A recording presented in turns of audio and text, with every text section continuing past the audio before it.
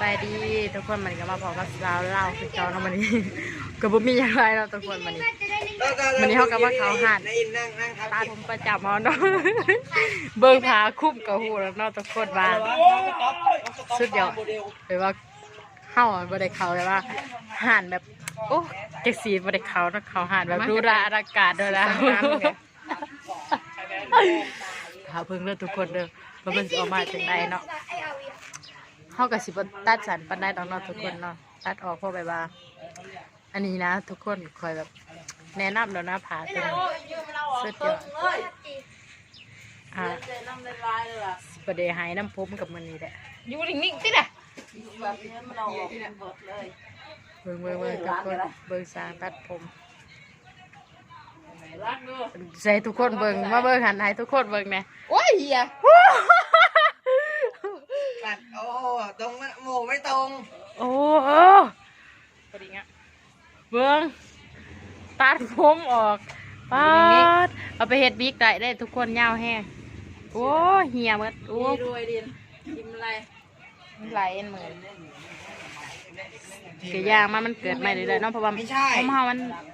อันนี้มันสิเป็นแตกๆไปอู้สีได้เนาะสีได้อยู่ดิมันหนูตัดผมไม่เฮ้ยอยู่นิ่งๆติวะเอ้ยหัวนี่ถ่ายข้างล่างนะถ่ายข้างล่างนะ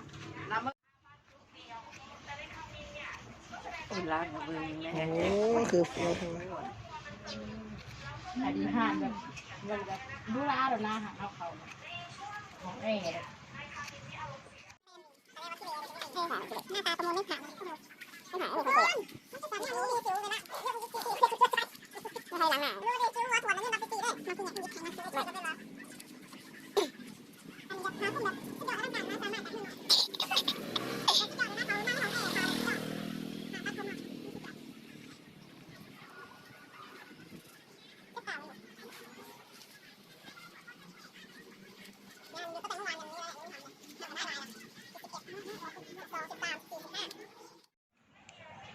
เต้มือกล่องอะไรตากล้องตากล้องตัวมือกล่องก็ถูกแล้วเพราะว่ามือถือตรงยังวะพี่ลุงเลี้ยวลุงผมหล่อเท่แล้วก็การนั่งกับพี่ซอสสลาที่กันกับพี่แต่พี่ไม่เหมือนพ่อนะไม่เหมือนลุงรู้อยู่แต่เอาโมก็ว่าเท่เหมือนกันโอเคมาตรงอาจจะมีเบี้ยวนิดนึงเขาหันระดับแบบมาจากอินเตอร์เลยนะแบบร้านแบบถ้าเวลาตัดผมสั้นจะเป็นยังไงยูอันนี้ก็คือผ้าคุ้มแบบอลังการงานสร้างนะคะนี่สุดยอดค่ะงานนี้สุดยอดค่ะสร้างแบบร้านแบบสั่งมาจากเมืองนอกโอ้ยใจสาวว่าเดี๋ยวเห็นว่าตะกงฟ้าป่าเนี่ยมันกระพือเย็นมันตรงไปมาแห้งนะค่ะตอนนี้แบบสุดยอดอลังการแห้งซื้อมากี่บาทโอ้แซนนี่มาหน่อยวะหน่อยแซนเนี่ยอลังการแห้งแล้วเจ้าจะอยู่นิ่งไหมคะค่อยจะได้ตัดให้มันตรงๆค่ะเอามาจากขมิ้นตายได้หนักไม่พบเจอตัวรูเขาไปยืนไข่แล้วมายืนข้างหน้ายืนข้างพี่พีมาโน่นไปยืนโน่นไปยืนโน่นอันนี้เล็กน้อยเขาก็สร้างมาจากแบบเอาไปกินนอนไปร่างกายงานสร้างเจ้านี้ก็เอาเรื่องเขาแล้วเนี่ยคือผ่านตัดผมผ่านแบบสุดยอดเลยนะมีคนมาเบิ่งมาส่งของแบบสร้างจากสเปนจากอินเดียจากเขมรเอ้ยมาได้เอิญเขมรเขากัมพูชาเบอร์เธอก็ได้ซื้อเนาะสั่งบ่ต้องห่วงสั่งให้